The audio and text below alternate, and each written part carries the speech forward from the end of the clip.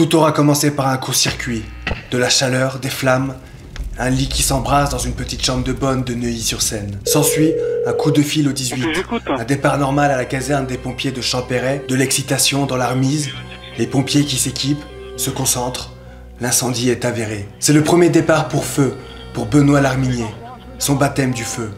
Il va pouvoir mettre en pratique ce qu'il a appris à l'instruction au fort de Villeneuve-Saint-Georges. Les engins quittent la caserne, les soldats du feu sont prêts. L'intervention peut alors commencer. 5 pompiers ne rentreront pas à la caserne de Champéret ce soir-là. Aujourd'hui, dans ce nouveau devoir de mémoire, je vais vous raconter l'histoire du terrible incendie qui bouleversa toute la brigade de sapeurs-pompiers de Paris. Je suis Vincent Firelife et bienvenue dans cette nouvelle vidéo.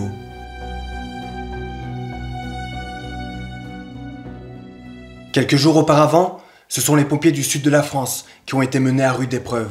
Le 8 et le 9 septembre, des inondations d'une intensité exceptionnelle ont sévèrement touché les départements qui bordent les Cévennes. Les rivières sont en crue et détruisent de nombreux villages. Il ne faudra pas plus d'une heure pour que les automobilistes se retrouvent piégés sur les routes de plus en plus inondées. Les services de secours reportent alors l'aspect périlleux des opérations. 23 personnes ont péri lors de ces inondations, dont Dominique Barascu. Il était pompier professionnel à l'aéroport de Montpellier et pompier volontaire à Saint-Mathieu-de-Tréviers, dans l'Hérault. Le courant l'a emporté alors qu'il tentait de sauver un couple naufragé de la route.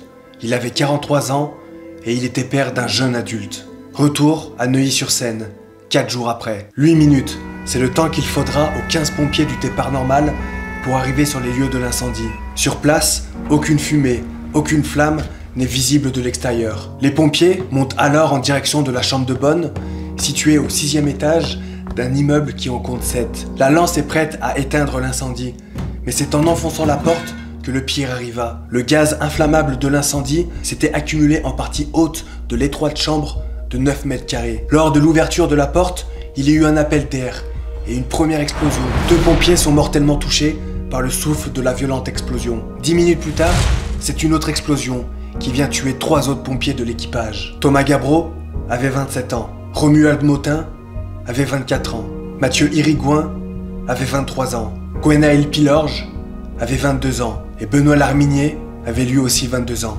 C'était son 12e jour en compagnie d'incendie. On peut imaginer la douleur qu'a dû traverser la 5e compagnie en perdant 5 des leurs. Imaginez une seconde, l'engin qui rentre à la caserne avec 5 personnes en moins. S'en est suivi une cérémonie avec le président de la République, Jacques Chirac. Une cérémonie remplie d'émotions.